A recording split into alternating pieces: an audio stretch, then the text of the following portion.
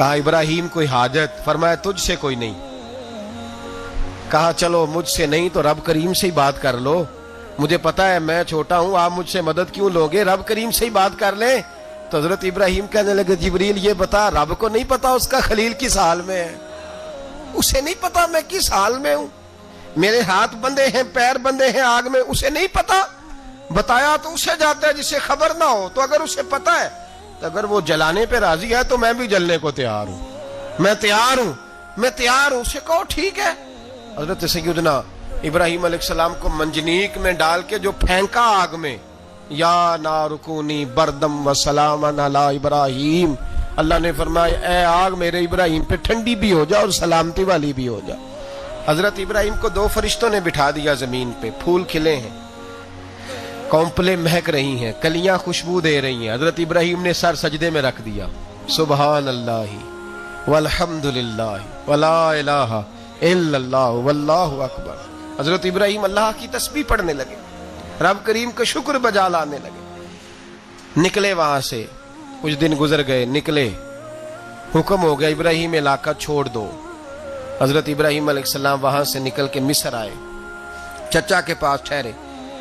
انہوں نے اپنی بیٹی جناب سارہ کا نکاح کر دیا۔ کچھ آگے بڑھے تو ایک ظالم بادشاہ سے ٹکرائے، اس نے ایک شہزادی، ایک بادشاہ کی بیٹی قید کی ہوئی تھی، جناب ہاجرہ نام تھا، ان کو قید سے چھڑا کے ساتھ لائے۔ حضرت لوط علیہ السلام بھی ساتھ، یہ 4 لوگوں کا قافلہ چلا، فلسطین میں جا کے پڑاؤ ڈالا، گھر بار چھوڑا، تبلیغ شروع ہوئی۔ حضرت ابراہیم کے گھر میں 2 خواتین ہیں، ایک آپ کی بیوی ہیں، ایک حضرت ہاجرہ ہے، اولاد کوئی نہیں، بڑا میوہ ہے میٹھا۔ گھر وہی آباد ہوتا ہے جس میں بچے روتے ہیں، گھر ہوتا ہی وہ ہے جس میں بچوں کی چنچناہٹ ہوتی ہے، بھن بھناہٹ ہوتی ہے۔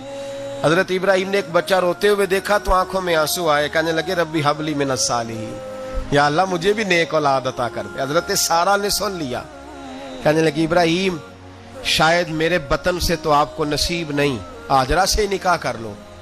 جناب ہاجرہ سے نکاح ہوا۔ اللہ تو بڑا بے نیاز ہے، رب کریم نے حضرت اسماعیل جیسا خوبصورت بیٹا عطا فرمایا۔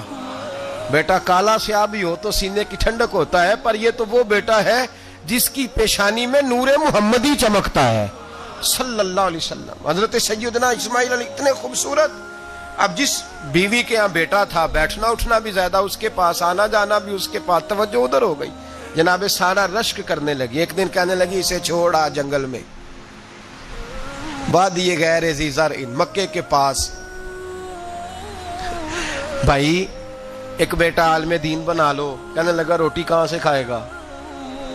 تیرے 5 بیٹے ہیں، کو حافظ قرآن بنا، کہتے روٹی کہاں سے کھائے گا؟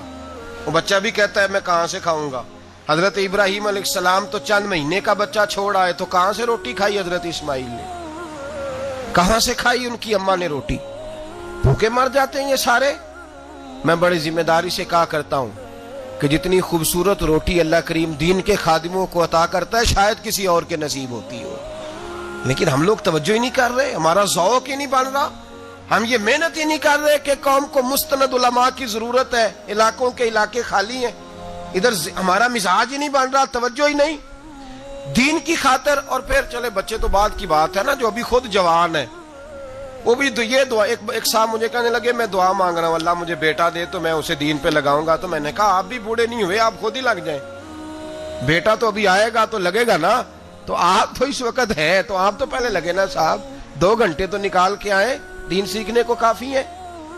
آپ اتنی لمبی سوچ رہے ہیں کہ بچہ آئے گا تو بڑا ہوگا تو وہ جائے گا تو دیکھی جائے گی، ابھی تو آپ ہیں تو آپ تو آؤ۔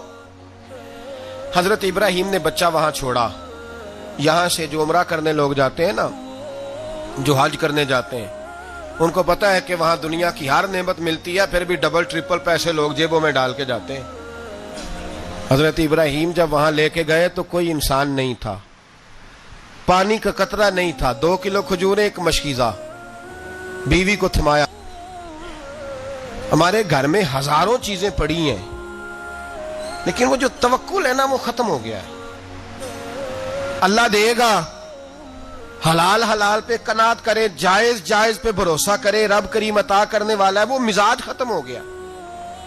حضرت سیدنا ابراہیم علیہ السلام 2 کلو کھجوریں، 1 مشکیزہ پانی کا دے کر کے اور وہاں بٹھایا آپ نے اپنے بچے کو اور اپنی زوجہ جناب ہاجرہ کو، اور بٹھا کر کے یہ واپس پلٹنے لگے تو حضرت ہاجرہ سلام اللہ علیہ نے آواز دی، کہا ابراہیم کس کے سہارے پہ چھوڑ کے جا رہے ہو؟ جہاں آب زمزم کا کنواں ہے نا، جو لوگ گئے ہیں جنہوں نے صفا مروہ کی صحیح کی ہے، صفا مروہ سے باہر نکلے نا، سرکار کی ولادت کا مقام ہے، اس جگہ پہ آب زمزم کا کنواں تھا، وہاں حضرت سیدنا ہاجرہ کو بٹھایا، کوئی چیز نہیں، کوئی درخت نہیں، کوئی کھیت نہیں، کوئی پانی نہیں، کوئی کنواں نہیں، وہاں بٹھایا اور بٹھا کر کے نکلنے لگے تو جناب ہاجرہ فرمانے لگی ابراہیم کس کے سہارے پہ چھوڑ کے جا رہے ہو؟ کہنے لگی اللہ کے سہارے پہ۔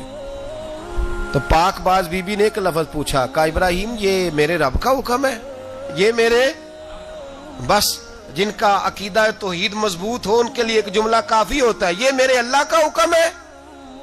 تو جناب ابراہیم علیہ السلام فرمانے لگے ہاجرہ ہاں رب کا حکم ہے۔ جب یہ لفظ کہے تو چاہیے تھا نا حضرت ابراہیم تسلی دیتے، تو بی بی صاحبہ تسلی دینے لگی، عرض کرنے لگی ابراہیم اگر اللہ کا حکم ہے تو پھر آپ ہماری فکر نہ کرنا، اگر یہ رب کا حکم ہے تو پھر ہماری فکر نہ کرنا، جس رب نے ہمیں یہاں تک پہنچایا ہے وہ ہمیں کبھی بھی ضائع نہیں فرمائے گا، پھر